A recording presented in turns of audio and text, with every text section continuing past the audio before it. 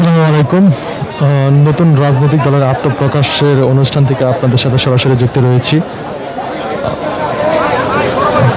দর্শক, আপনারা যদি একটু লক্ষ্য করেন তাহলে দেখবেন যে বৈষম্য বিরোধী ছাত্র আন্দোলনের যে সমন্বয়করা আছেন এবং জাতীয় নাগরিক কমিটি সহ যারা গণ অভ্যুত্থানে নেতৃত্ব দিয়েছিলেন অপর সবাই কিন্তু আপনারা মঞ্চে তাদেরকে দেখতে পাচ্ছেন।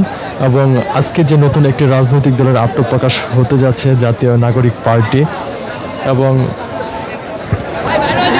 আনুষ্ঠানিকভাবে এই দলটির আজকে আত্মপ্রকাশ হচ্ছে এবং তারা যে বাংলাদেশের রাজনৈতিক দলগুলোকে আমন্ত্রণ জানিয়েছিলেন তাদের মধ্যে বিএনপির পক্ষ থেকে বিএনপির যুগ্ম মহাসচিব রুহুল কবির রিজভী এবং প্রচার সম্পাদক, কেন্দ্রীয় প্রচার সম্পাদক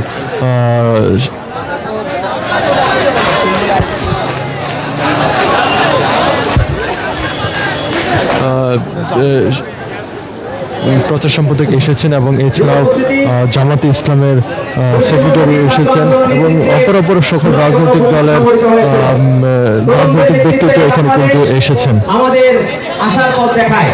আমরা এই মুহূর্তে বক্তব্য রাখার জন্য অনুরোধ করছি বৈষম্য বিরোধী ছাত্র আন্দোলনের বিপ্লবী সদস্য সচিব আরিফ সোহেল। বক্তব্য রাখবেন আরিফ সোহেল।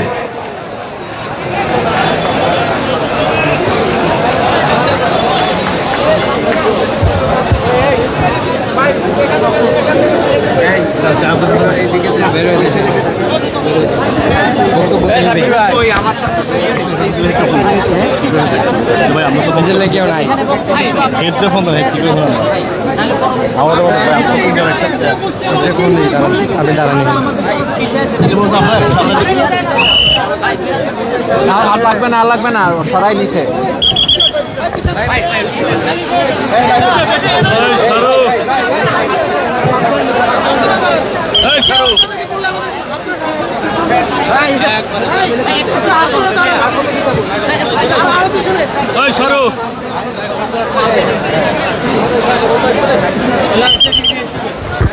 ঢাকা মহানগর উত্তর, দক্ষিণ এবং বাংলাদেশের বিভিন্ন জেলা থেকে আজকের এই আত্মপ্রকাশ অনুষ্ঠানে অনেক মানুষ এসেছেন। আপনারা যদি একটু লক্ষ্য করেন তাহলে আপনারা দেখবেন যে অসংখ্য মানুষ কিন্তু এই মানিক মিয়া এভিনিউতে আছে এবং তারা যেমনটি বলছে যে তাদের এই আত্মপ্রকাশের মাধ্যমে বাংলাদেশের নতুন যে একটি রাজনৈতিক বন্দোবস্ত এবং বাংলাদেশের নতুন একটি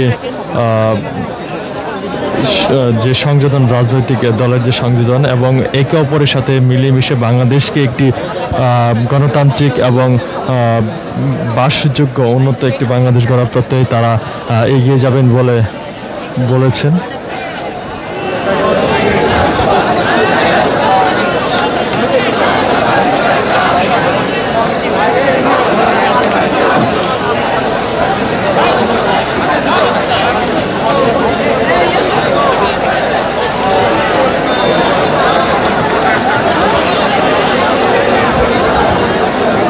আপনারা যে যেখান থেকে আমাদের লাইভটা দেখছিলেন কমেন্ট করবেন এবং আমাদের লাইভটা শেয়ার করে সকলকে দেখার সুযোগ করে দিবেন।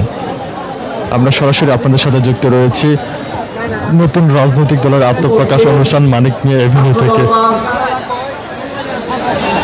বিভিন্ন রাজনৈতিক সামাজিক সংগঠন, সম্মানিত কূটনীতিবিদ, পেশাজীবী, কৃষক, শ্রমিক, বাংলাদেশের আপামর জনগণ যারা আজ নতুন একটি সূচনা লগ্নের সাক্ষী হতে এই ঐতিহাসিক মুহূর্তে মানিক মিয়া এভিনিউতে জড়ো হয়েছেন, আপনাদের সকলকে আমাদের পক্ষ থেকে জানাচ্ছি বিপ্লবী সালাম ও শুভেচ্ছা। আসসালামু আলাইকুম। প্রিয় ভাই ও বোনেরা, এক ঐতিহাসিক সংগ্রামের মধ্য দিয়ে 2024 5ই আগস্ট বাংলাদেশের ছাত্র জনতা যুগেরও অধিক ধরে চেপে বসা ফ্যাসিবাদী আওয়ামী শাসনকে উৎখাত করে এক ঐতিহাসিক যাত্রার সূচনা করেছে। আপনারা জানেন আমাদের এই পূর্ববঙ্গ ঐতিহাসিকভাবে বিদ্রোহ এবং বিপ্লবের অঞ্চল। ঔপনিবেশিক শাসনের সময়কাল থেকে শুরু করে বারবার আমাদের দেশের কৃষক, শ্রমিক, ছাত্র জনতাকে শাসন শোষণ করার নয়া বন্দোবস্ত কায়েম করা হয়েছে। কিন্তু আমাদের জনগণ কখনো মাথা নত করে নাই। তারা বারবার জেগে উঠেছেন, 1857 জেগে উঠেছেন, 1947 জেগে উঠেছেন, 71 জেগে উঠেছেন, 90 জেগে উঠেছেন। সংগ্রামী ছাত্র জনতা প্রতিটি লড়াইয়ের মধ্য দিয়ে আমাদের জাতীয় সত্তার বিকাশ ঘটেছে। ঐতিহাসিক ভাবে এই বদ্বীপে সারা বিশ্ব থেকে নানা মতের, নানা পথের, ধর্ম, বর্ণ, গোত্রের মানুষ এসে মিলিত হয়েছে। সুজলা সুফলা শস্য শ্যামলা বাংলায় হাজারো চিন্তা, হাজারো পথ ও মতের সম্মিলন ঘটেছে। সারা বিশ্বের কাছে অর্থনৈতিক সমৃদ্ধি, সাংস্কৃতিক বৈচিত্র্য এবং সম্প্রীতিময় সমাজের এক উদাহরণ এই পূর্ববঙ্গ। এই জন্যই বারবার এই অঞ্চলের উপরে বৈদেশিক পাশবিক শক্তির লোল দৃষ্টি পড়েছে। আমরা ব্রিটিশ শাসন মোকাবেলা করেছি, আমরা বিদেশি পশ্চিমা পাকিস্তানি শাসন মোকাবেলা করেছি, তারপর আমরা এই দেশীয় ভাষায় কথা বলে এই দেশীয় মানুষের মতো দেখতে কিন্তু ওই বৈদেশিক শক্তির এজেন্টদের মোকাবেলাও করেছি। এই ঐতিহাসিক যাত্রাতে বারবার পশ্চিম দিক থেকে ধেয়ে আসা আগ্রাসী শক্তির বিরুদ্ধে বাংলাদেশের কৃষক শ্রমিক জনতা প্রতিরোধ করে তুলেছে। নিজেদের স্বাধীনতা ও স্বকীয়তা আমরা কোনোদিন বিদায় দেই নাই। তারই ধারাবাহিকতায় 2024 বাংলাদেশের স্বাধীনতার পর থেকে এই অঞ্চলে বাংলার নিজস্ব অর্থনীতি, নিজস্ব সমাজ, সংস্কৃতি এবং সভ্যতার বিকাশের পথে যে বৈদেশিক আধিপত্যবাদ বাধা হয়ে দাঁড়িয়েছিল, বৈদেশিক আধিপত্যবাদের যে এজেন্ডা আমাদের উপর চেপে বসেছিল, জনগণকে সাথে নিয়ে ধর্ম, বর্ণ, মত, পথের বিরুদ্ধে উঠতে উঠে জনগণ হিসেবে আবির্ভূত হয়ে আগস্টে আমরা সেই দানবকে তাড়িয়ে দিয়েছি। সুপ্রিয় ছাত্র জনতা, আমাদের এই সংগ্রামে অনেক রক্তক্ষয় হয়েছে। আমাদের হাজারো ভাই বোন এখনো হাসপাতালে বিছানায় কাতরাচ্ছেন। আমাদের হাজারো ভাই বোন শহীদ হয়েছেন। আমাদের শহীদ এবং গাজী ভাই ও বোনদের আত্মত্যাগের দায়ভার এখন আমাদের কাছে। আমাদের কর্তব্য কি? বাংলাদেশে 2024 গণ অভ্যুত্থানের মধ্য দিয়ে জনগণের নতুন আশা আকাঙ্ক্ষা, রাজনৈতিক স্বপ্ন হাজির হয়েছে। জনগণ এখন আর কারো দাসত্ব মেনে চলতে চায় না, কারো কোন এলিট গোষ্ঠীর নেতা হয়ে ওঠার কোন অস্ত্র হিসেবে সে ব্যবহৃত হতে চায় না। জনগণ এখন নিজেদের ভাগ্য নিজেরা নির্মাণ করবে।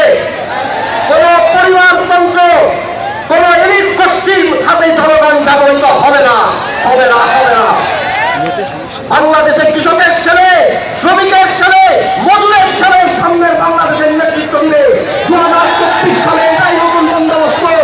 আমাদের রক্তের দায় এটাই, আমাদের রক্তের দায় ভার এটাই। এই ঐতিহাসিক দায়িত্ব কাঁধে নিয়ে নতুন রাজনৈতিক আশা আকাঙ্ক্ষা বাস্তবায়ন করতে দরকার নতুন রাজনৈতিক শক্তি। এই লক্ষ্য অর্জনে সারা দেশে বৈষম্য বিরোধী ছাত্র আন্দোলন, গণ অভ্যুত্থান নেতৃত্বদানকারী প্ল্যাটফর্ম এবং সারা দেশের সচেতন নাগরিক সমাজ, সুশীল সমাজ, কৃষক শ্রমিক জনতা তাদেরকে সংগঠিত করতে গঠিত হওয়া জাতীয় নাগরিক কমিটির উদ্যোগে সারা বাংলাদেশ আমরা ঘুরেছি। আমরা কৃষকের কাছে গিয়েছি, শ্রমিকের কাছে গিয়েছি, পেশাজীবীর কাছে গিয়েছি, ব্যবসায়ীর কাছে গিয়েছি, দিনমজুরের কাছে গিয়েছি।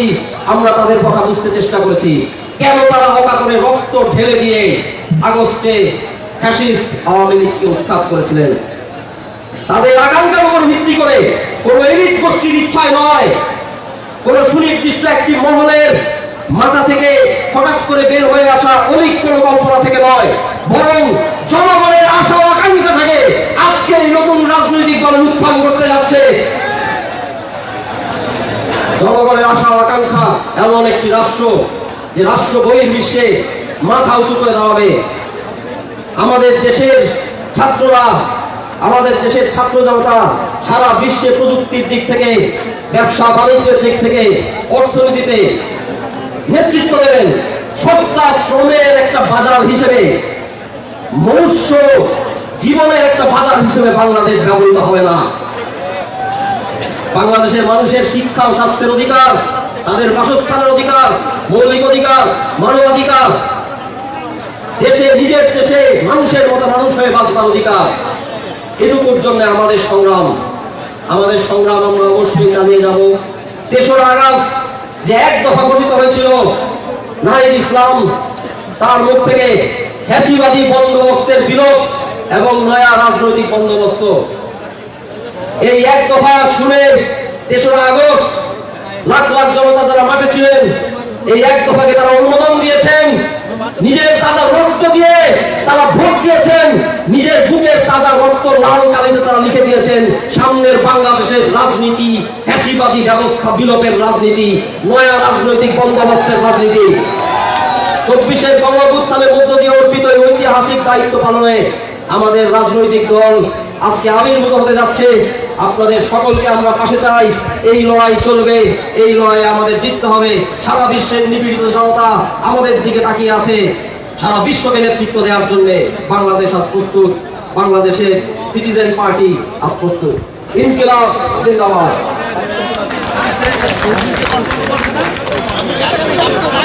ধন্যবাদ আরিফ স্যারকে। প্রিয় উপস্থিতি, আমরা জানি যে জুলাই গণঅভ্যুত্থানে নারীদের অবদান ছিল চোখে পড়ার মতো।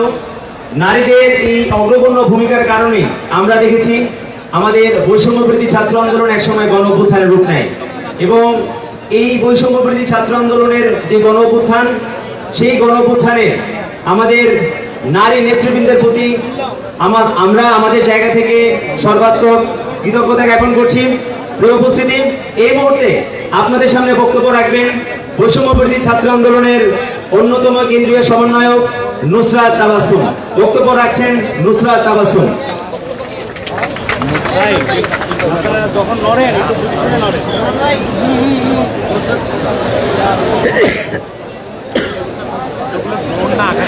আসসালামু আলাইকুম, সবাইকে ধন্যবাদ জানাচ্ছি আজকে আমাদের এই নতুন বন্দোবস্তের শুভ মুহূর্তে সাক্ষী হতে আসার জন্য।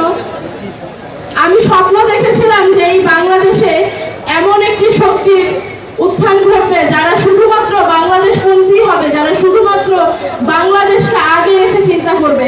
কিন্তু কখনো ভাবিনি যে সত্যি সত্যি এরকম একটি ঘটনা আমি আমার জীবদ্দশায় দেখতে পারবো এবং আমি নিজেও তার অংশ হতে পারবো।